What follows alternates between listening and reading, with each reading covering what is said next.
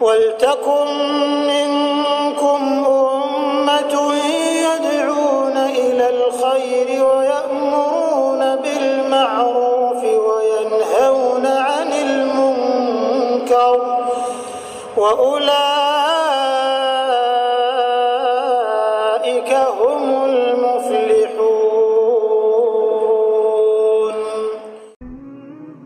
Pertama tentu kita harus menyadari ya, setiap ibadah itu pasti digoda oleh syaitan untuk kita tidak lakukan maksimal, atau kalaupun kita lakukan maka berkurang pahalanya. Maka tentu saja kita harus bisa melawan itu, atau harus bisa melawan, tidak boleh kita diamin, tidak boleh didiamkan. Jadi cara melawan kiat-kiat melawan syaitan, pertama menyadari bahwasanya memang ada syaitan yang menggoda kita, membisikkan. Setiap bisikan negatif jangan diiyakan. Riak lah, mengkhayal ya, itu harus bisa dilawan. Yang kedua, kita belajar konsentrasi. Konsentrasi itu dengan tenang ya. Konsentrasi itu kan akan bisa didapat. Konsentrasi itu bahasa sederhananya sebenarnya sih tenang dalam melakukan sebuah perbuatan ya gitu. Jadi kita lihat orang-orang yang konsentrasi itu, kalau baca ayat tenang, kalau melakukan satu perbuatan tenang ya. Dia fokus sehingga memang maksimal dalam gerakan, dalam ucapan, penyampaiannya, tutur katanya, semua tertutur rapi gitu, tertata rapi. Itu semua karena memang dia coba ya konsentrasi di situ. Jadi kita konsentrasi dalam sholat, dan yakinilah dalam konsentrasi itu setiap gerakan dan ucapan akan ada nilai pahalanya di sisi Allah Subhanahu wa taala, kan? Jadi kita harus bisa tahu itu. Kemudian pada saat syaitan berhasil mencuri sebagian pahala, misal kita tiba-tiba mau mengkhayal, segera kita kembali. Karena Uthman bin Abi Mad'un radhiyallahu anhu berkata dalam sebuah riwayat Bukhari, "Ya Rasulullah, saya setiap kali sholat, sering kadang-kadang saya mengkhayal, kadang-kadang saya kembali." Kata Nabi SAW, itu godaan syaitan yang berjulukan atau bernama khinzib atau khanzab. Ada dua riwayat yang menyebutkan tentang barisnya ini, yang bertengkar di sebelah kiri kuping musalli, yang mengingatkan dia semua apapun yang membuat dia tidak konsentrasi. Kalau datang kepadamu, bacalah isti'adzah a'udzubillahi minasyaitonirrajim, dan meludahlah sebelah kiri 3 kali dengan ditiup ya, 3 kali. Maka kata Utsman bin Abi Mad'un radhiyallahu anhu, setelah saya amalkan maka tidak lagi bisa syaitan menggoda saya.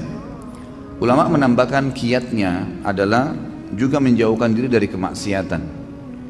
Jadi kalau sampai saat ini teman-teman masih merasa saya kalau sholat tidak bisa khusyuk, atau saya kalau mau baca Quran masih malas lah berbuat ibadah ya.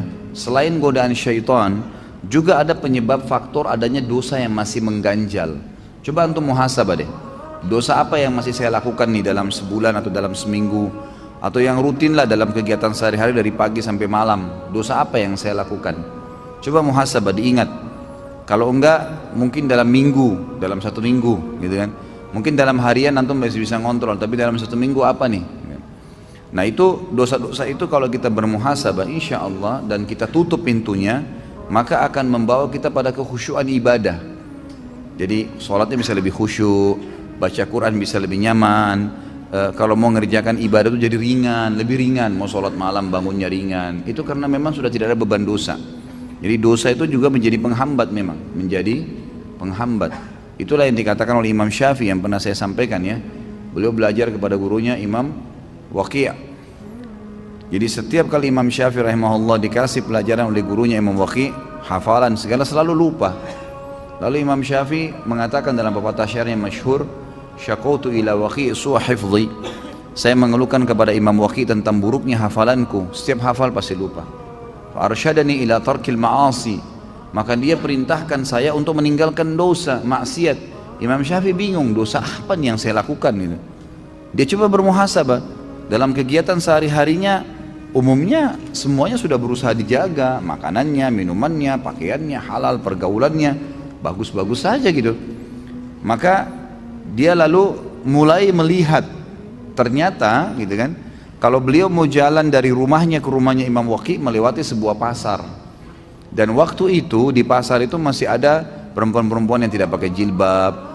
Kadang-kadang di pasar itu ada transaksi-transaksi yang haram, ada kezaliman. Maka Imam Syafi'i bilang, tinggal ini nih yang saya belum coba nih. Ini beliau cuma lewat ya di pasar itu, nggak mampir, nggak punya toko di situ, nggak ikut transaksi. Kemudian beliau bilang, saya ganti jalurnya, tadinya lewat di depan pasar, sekarang lewat belakang pasar, jadi nggak lihat pasar lagi. Ke rumahnya Imam Waqi. Lalu dia hubungkan perkataan Imam Waqi setelahnya, wa akhbarani bi anna ilma nur wa nurullahi la yu'ta li 'asi. Dan disampaikan kepada saya bahwasanya ilmu itu adalah cahaya dari Allah, dan cahaya Allah tidak bisa dikasih, tidak bisa didapatkan kecuali pada orang yang bermaksiat. Dia bilang, setelah saya ubah jalur jalan saya itu, maka saya temukan kalau saya buka kitab, kata Imam Syafi'i, buka kitab, maka saya tutup sebelahnya, karena kalau saya buka ketika saya hafal semuanya, gara-gara meninggalkan kemaksiatan. Jadi memang dia bisa menjadi penghambat itu. Coba bermuhasabah, insya Allah dengan menjaga diri dari kemaksiatan, maka salah satu faktor untuk membuat kita bisa khusyuk dalam ibadah. Yang berhubungan dengan pertanyaan ini, ya, tidak boleh kita mengulang-ulangi sholat, kecuali ada udzur syar'i, batal, keluar angin, tiba-tiba teringat belum wudu, tiba-tiba baru sudah sholat, sementara sholat asar misalnya ternyata baru terdengar azan, belum masuk waktu, berarti itu harus memang dibatalin. Tapi kalau hanya karena tidak khusyuk lalu diulangin, ini godaan syaitan yang lain lagi nih, karena ini perbuatan bid'ah. Nggak boleh ngulangin sholat yang sudah dikerjakan, gitu. Karena sudah dikerjakan udah nggak boleh lagi, ya tidak khusyuk, itu konsekuensinya, resiko kita. Makanya kita harus fokus, gitu kan, fokus. Masa teman-teman sekalian kalau diundang oleh wali kota datang, kita betul-betul mengatur kata-kata kita, bahkan kita khawatir kalau ada satu kata yang terpelintir salah. Masa kita sama Allah Subhanahu Wa Taala tidak bisa menjaga itu? Jadi jangan diulangin ya, nggak boleh ngulangin sholat secara khusus, apalagi ya berhubungan dengan masalah sholat nih, nggak boleh diulangin kecuali ada udzur syar'i. Misal belum masuk waktu tadi, gitu kan? Maka baru masuk waktunya ya kita batalin, kita sholat lagi. Atau sudah selesai sholat ternyata memang belum masuk waktu, atau tidak punya wudu, atau salah kiblat, hal-hal yang mendasar itu diulangin, gitu kan. Tapi kalau enggak, maka setahu saya nggak boleh, itu was-was ya. Apakah saya kena penyakit was-was? Ya jelas penyakit was-was, dan saya sarankan yang bertanya ini membeli buku yang pernah saya bawa, itu judulnya bahaya penyakit was-was, dan di situ ada solusi-solusinya, terbitan Pustaka Tazkiyah, harganya kurang dari 20.000 rupiah. Baca dan insya Allah mudah-mudahan poin-poin di dalam buku itu akan bisa memberikan jawaban kepada Anda.